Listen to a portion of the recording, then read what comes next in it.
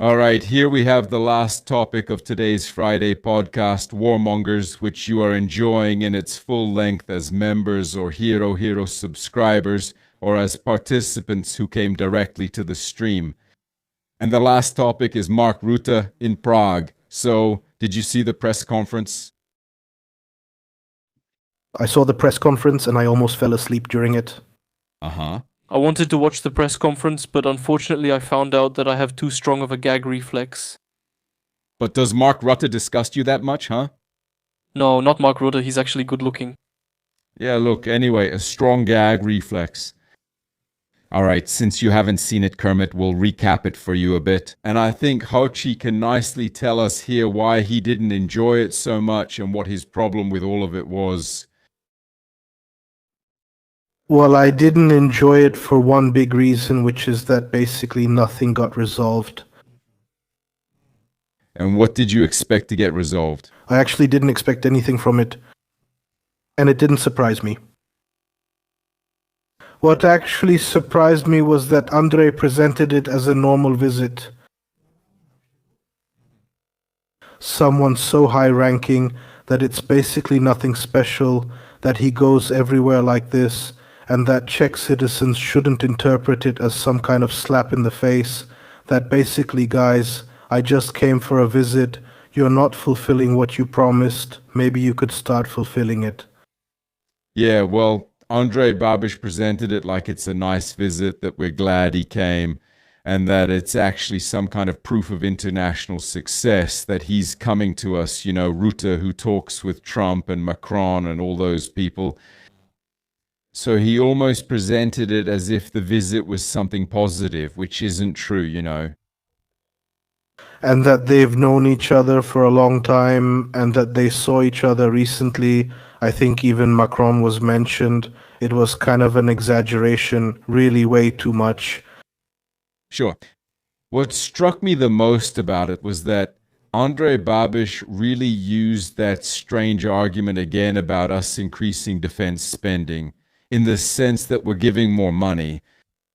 Yeah, that he really hasn't abandoned that strange argument that we don't have to spend 2% because our GDP is growing.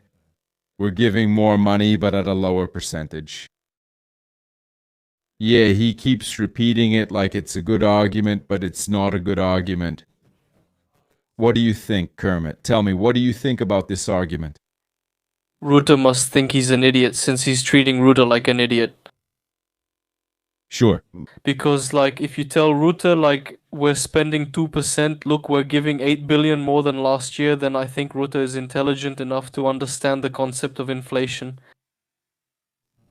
And math, for example, that 1.9% isn't 2%, even if it's X billion more than 2% a year ago, right? Yes, I think Rutte looks like he finished elementary school. Yeah, so with this, Babiš can only fool his own voters at most, but even Andrei Babiš's voters can't possibly buy such nonsense, right? No, actually they do. It's like he wants it both ways. He says he doesn't want to spend money on weapons and then argues that we've actually spent even more. That's true, but then again, he said, in this speech, he said he wants to fulfill our commitments and that he'll try to meet those commitments and that he'll explain it to Trump, right? Which I think, when he says it like that publicly, on an international level, that's actually more important than what he says here at home in Parliament, or what he tells Czech journalists, or what he says at some meeting. Because this kind of international affirmation, which could even make it into the world news, at least as a sub-article, people in Brussels will read it and so on. So that's a certain commitment, and he can't just say things like that lightly. That's exactly what I'm afraid of, that Babiš doesn't see this as a commitment, but just as empty talk. Yeah, because they still count something in those expenditures that just isn't accepted as an actual expenditure. So they just say, yes, we're putting enough money in, now the expenditures will exceed, let's say, 2.3%, but in that we've included 0.9%, which, according to how NATO counts it, doesn't actually count as defense spending. Mm-hmm. Yeah, they argue that, for example, critical infrastructure and that since we're a transit country, we need to have good highways so that our allies can get through. But that doesn't count. But that just doesn't count. Yeah, we'd have to have those highways anyway, right? They would probably count it for us, but only if we went the Italian way. Which one is that? Italy raised their GDP to, I don't know, however much they reported. On the bridge in Sicily. They also included the bridge in Sicily. They padded it, yeah. And nobody said a word because even if you take the bridge in Sicily out, it's still 4.9. I noticed that bridge. 4.9 of what? Percent of GDP. I'm not sure how much they currently spend. Italy spends 4.9% of its GDP on defense. That's a bit much. Yeah. That sounds excessive to me. That's more than the Poles, who are said to spend the most. I think you're looking at something bogus. Where are you getting this information from? Wait, let me Google it. I'll look it up. Google it, because that sounds like total nonsense to me. Maybe the budget, unless you confuse GDP with the budget. I think Italy is somewhere between 1.4 and 1.8, right? For quite some time now. No, you too. Jesus Christ, what is that, man? Everyone is spending a little over 2 or around 2. GDP, defense, Italy. So yeah, they're spending less than 2.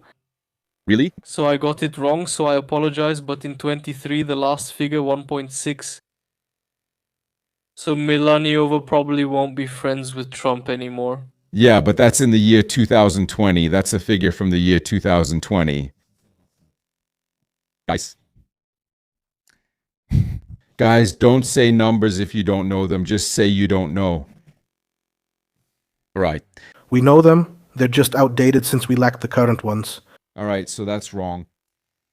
Hey, it's all right. Hey, of course, the Italians spend a little over 2%, but they also count that bridge in, you know. And now, of course, the question will be whether we'll count this or not, you know. For this year, Italy is supposed to spend 2.01. See? But it will meet it. But it will, yeah. That's what it's about. Hey, you should have used Claude's chat. He would have schooled you. Since being with me, you've really gone wild. What I meant was, Italy may have included a bridge to Sicily in the numbers, but it still meets the target. We put 1.8 there, and that 1.8 is still inflated by those highways that shouldn't even be there. Yes, that's right. Which is nonsense, right? They'll throw that in our face. They've already thrown it in our face, or at least at Andre. Mm-hmm. Yeah, sure. But still, I feel like this is something that when he says it internationally like this, he'll eventually have to address in some way, so it doesn't turn into a real mess, so he doesn't look like a complete idiot, because he really won't want to look like an idiot. Then there's another angle he can take, and that's that he can say, we'll do it, but this year's budget just didn't work out because the previous government messed it up. Yeah, he can say something like, this year it just didn't work out. Look, with next year's budget, we'll meet it. It'll be fine. Just forgive us for this 1 year. I think it won't work for him, mainly because of Trump, because Trump can say, well, you could have made another down payment on the F-35S, and then it would have worked out for you. Sure. Which, since we're talking about the down payments on the F-35S, yeah, that's a problem too, right? Because that's the way we're putting money into defense now, but it really doesn't increase our defense capability, readiness, or anything. And the biggest problem in the Czech army is that we have a bad law regarding procurement, that everything takes way too long here. So that needs to change. If Andre came and said, look, our legislation is completely useless, there's no point in putting money in right now because it's a mess. This year we'll change the legislation so we can buy more, work with it better, and next year we'll send the money, right? Yeah, that's one point, but then they add that we're not able to spend that money. We just aren't able to spend the money even now, so if we gave even more, we just wouldn't have the ability to spend even more. What do you think about this argument that our army isn't able to spend the money? That it's not prepared in the long term for any restructuring or for actually receiving any money. Like at the moment when just more than how much? At least 20 years. So the army is simply undernourished. So I understand it like this. If you have a malnourished person and suddenly you bring him a truckload of food, he's actually not able to eat more than he used to eat before. He first needs to get started a bit so he can actually gain some weight, you know? Yes. It's more like if he overeats, he'll just die. The army won't collapse if it gets too much money, right? But what I mean is, the army, I'll compare it to having, say, 500,000 in your bank account. Yeah, imagine you have 500,000 in your savings account or somewhere, and you say, wow, I have nothing to spend it on. I don't know what I would spend it on. And yet you live in an apartment and don't have a car. So it's not true that you have nothing to spend it on. You just don't have enough money to spend, because if you had 5 million, then you'd buy a house and a car with it, you know? See, when you only have 500,000, you actually don't really have anything to spend it on, because the things you already have, you won't buy again, and the things you don't have cost more than 500,000. Maybe it's also because the army simply needs so much more money than it currently has available, So that it can even start doing anything properly. so that it can even start doing anything at all, because, as I said, for many years the army was getting the bare minimum, since supposedly there would never be another war in Europe. Why should we fund the army? Let's rather put it into culture, social services, and things like that. And then we suddenly found ourselves in a situation where war broke out. We're here 5 years later, and we can't effectively spend that money because an enormous amount of money is needed. We have to restore some basic things, from backpacks and clothing to rifles and similar equipment. Additionally, you just need to rebuild your specialized units, like chemical defense troops. On top of that, you have to deal with some modernization of the Air Force and everything, including infrastructure. You simply need more than you have. So that you can even get started. So that you can get started, and at the same time it pushes you to spend that money on something. So basically, they give you money, and you need more money so you can spend it on something reasonable. But then the government comes in, politicians, and they say, look, we gave you money, spend it on something, right? But you don't know what to spend it on because you need more of that money. But you can't just save it in a piggy bank and spend it in 3 years on something you really need. So you have to come up with some nonsense. And if you don't spend it within that 1 year, then Babiš comes and says, well, if you weren't able to spend it, that means you don't need it. Yeah, you said it much better than I did. That's what I meant. Unfortunately. So it needs better laws, better administration, better government. We just have to elect better people, that's it. There's nothing else we can do. Or those who are already elected need to pull their heads out of their asses and start doing things right. Ex-Golda writes here, if we gave him 100 billion, he would buy everything for us. Yeah, I would buy it all too, no problem. But I would need to have the right law that authorizes me to buy however I want. And not that everything has to be a 100-year-long tender process, you know, competitions and all these things. Buying weapons for the army should simply work like this. The army comes and says, this is what we need. And the ministry says, okay, we'll buy it for you. And that's it. That's how it should work. It couldn't work like that because here you're getting into shady territory. Yeah, like if someone from CSG came to the general and said, hey, listen, if you order 100 pandours here at the ministry, we'll give you a little kickback. No. That's why, of course, that's why you have to have those tenders to reduce this suspicion here, or the likelihood of some kind of corruption, of course. Or rather, I would solve it by shortening those periods. Like, I don't know, let's say it's 30 days for the announcement of the tender, 30 days for companies to apply, and 60 days for the evaluation. So this could probably be trimmed down somehow. And maybe some kind of right of first refusal in real estate, so you would just create a sort of right of first refusal for certain companies. or for certain European companies. So if we wanted new tanks, we would give a right of first refusal to Rheinmetall or to some French arms manufacturers and so on. And you would simply have four arms manufacturers. And when you wanted to buy tanks, you would primarily approach these four arms manufacturers. Give me a price. You can still approach others, but you already have someone to work with. Mm-hmm. Buying directly is best when you know what you want. Yeah, sure. In our country, they say we need a tank, so you have to determine which kind. Look, it has to be done more flexibly. You can't just completely remove all those anti-corruption mechanisms. But it needs to get moving, because I feel like our legislation is so terribly set in stone, God forbid someone skims a little off the top somewhere.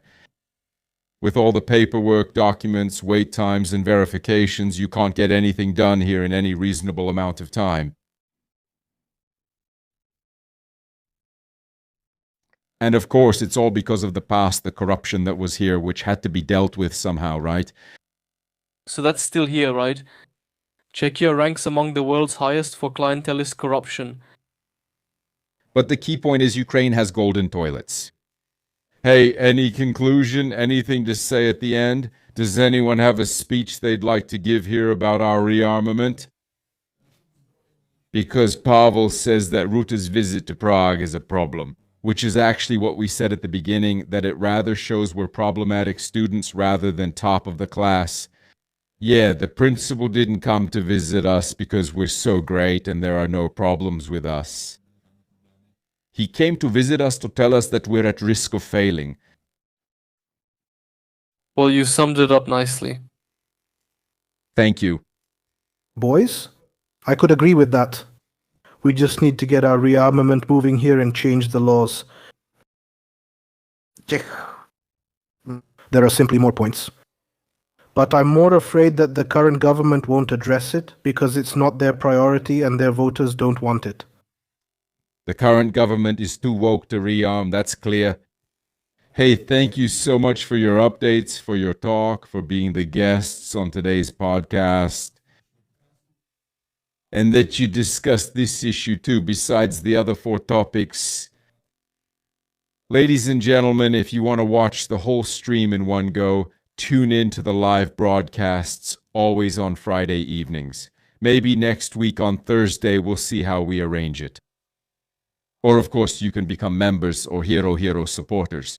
You'll find the entire stream there. And of course, other bonuses as well. So go check it out yourself. That's all for now. All right, take care and support the creators.